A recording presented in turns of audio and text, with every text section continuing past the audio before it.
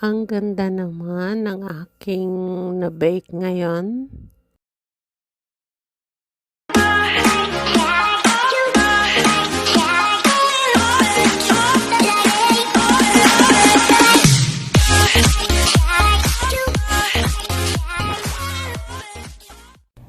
Hello mga friendship! Kumusta na kayo dyan? At ngayon, may isi-share ako sa inyong recipe. Nandito ako sa shop namin.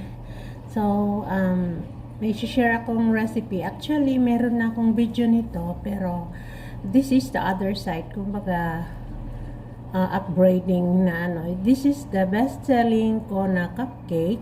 Choco chip, not cupcake.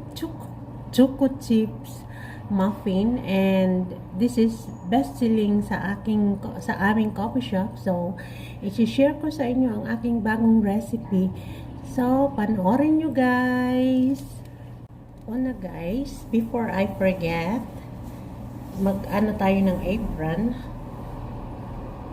Mag-ano ko ng apron para clean tayo. Tapos, mag-ano tayo sa ating buhok para hindi mahulugan ng aking kakapiranggot na buhok. So, ayan guys. May ano na tayo sa aking buhok. So, let's start it. Ito yung 2½ cups na all-purpose flour. Tapos, anuhan natin ng baking powder. Anuhan natin ng 1 teaspoon na baking powder. Then, 1 teaspoon na baking soda. Tapos, 1 teaspoon, 1/2 teaspoon, 1/2 teaspoon ng salt. I-mix together lang sila, then set aside. Mix together. Then, isit aside lang muna natin mga friendship. Kasi may ano na natin yung ibang ingredient. So, ganito lang yan. This is very easy mga friendship. Huwag kayong mag-ano. This is very easy. Ngayon, gagamit tayo ng 1 cup of sugar. Ito, 1/2 lang to. So, dalawa nito, bali 1 cup of sugar ang ilalagay natin dito sa bowl. Tapos, 2 itlog. Ano lang natin dito sa bowl. Pagsama-samahin.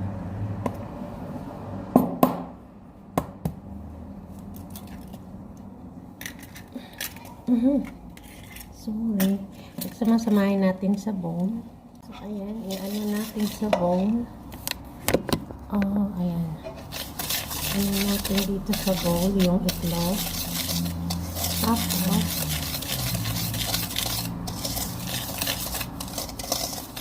Tapos 1 cup of milk. 1 cup ng milk.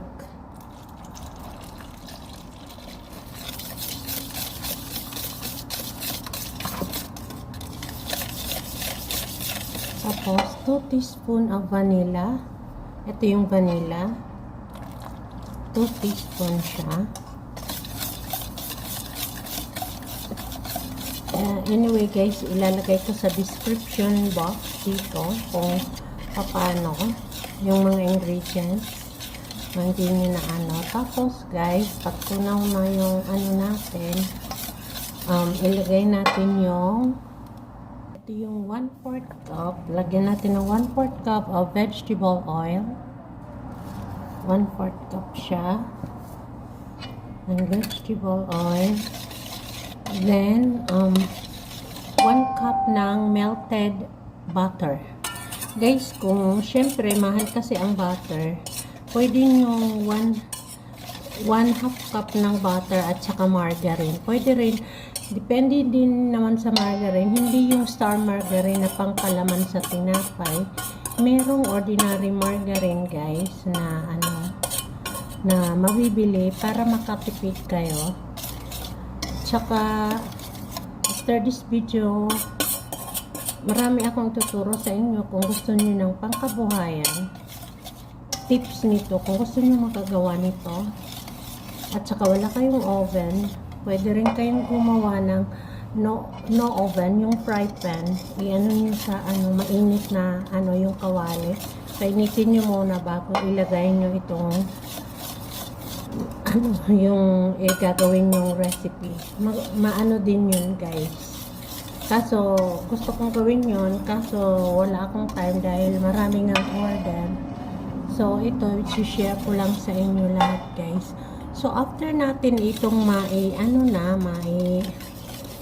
maantaw dito, yung very smooth na siya, ilagay natin itong flour mixture gradually lang siya at hanggang maano siya, hanggang matunaw, ay tawag niya, ma-dissolve, hanggang ma-dissolve yung halo-haluin lang hanggang ma-dissolve.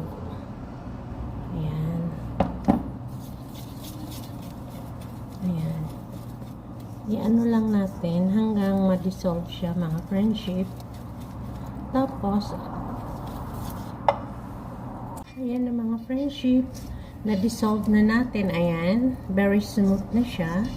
Ngayon, ilalagay natin ang choco chips.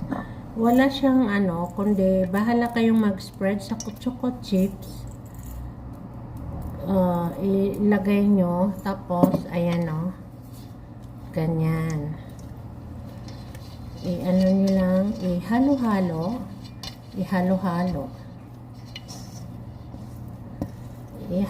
nyo siya, guys, hanggang ma-mix together.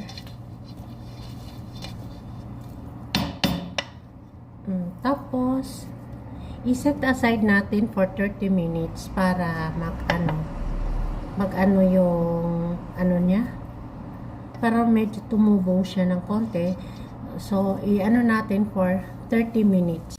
Takpan pala natin siya ng clean wrap or 30 minutes.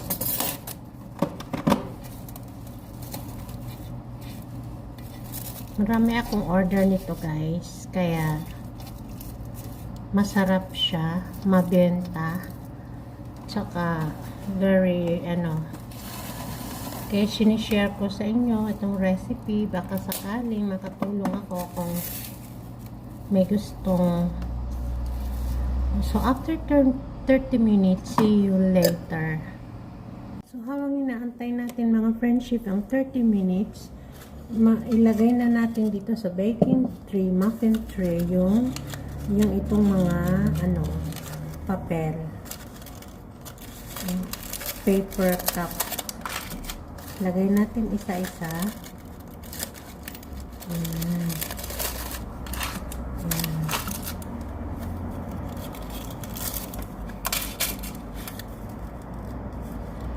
Bali sa isang order, ay sa isang natin, bali 9 na peraso lang ang magagawa natin kasi malaki itong cups. Depende sa inyo, mga friendship, kung ilan ang gagawin nyo, tsaka sa size ng gagawin nyo. Ito kasi malalaking cup, so ayan, 9 pieces lang ang magagawa natin. Guys, after 30 minutes, i-set na natin yung oven ng 165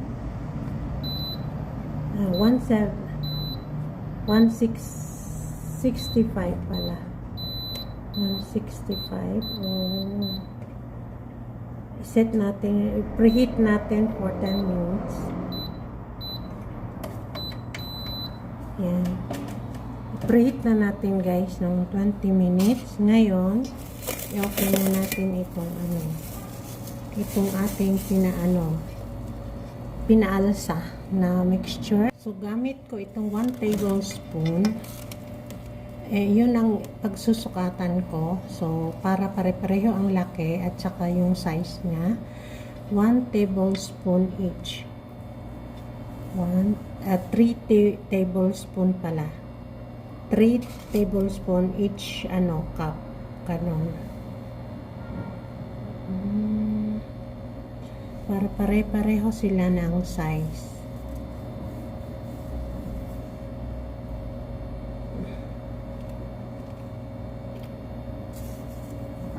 Ayan.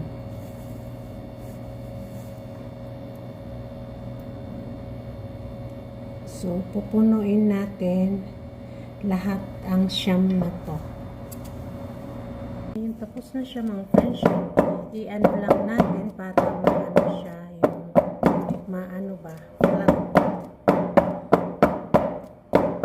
Tapos may mga natitira pa ditong konti, ilalagay na lang natin dito para ano siya, malaki. Tingnan, ilalagay na lang natin dito sa dito sa ating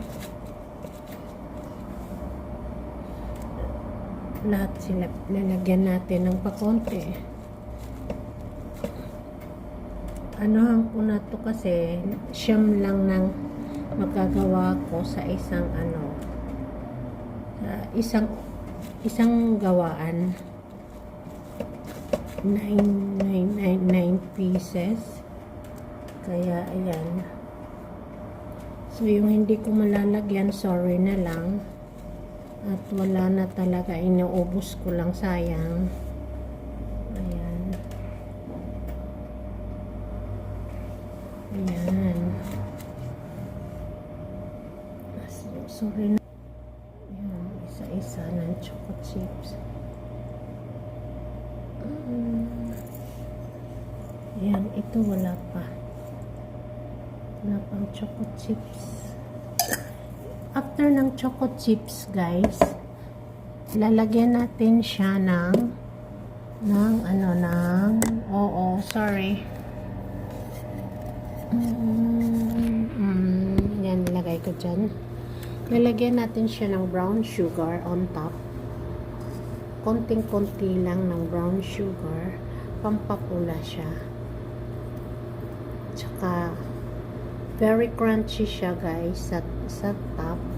Tapos sa loob malambot. Okay.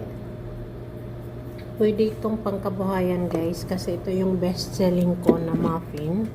So i-ready na natin para sa oven.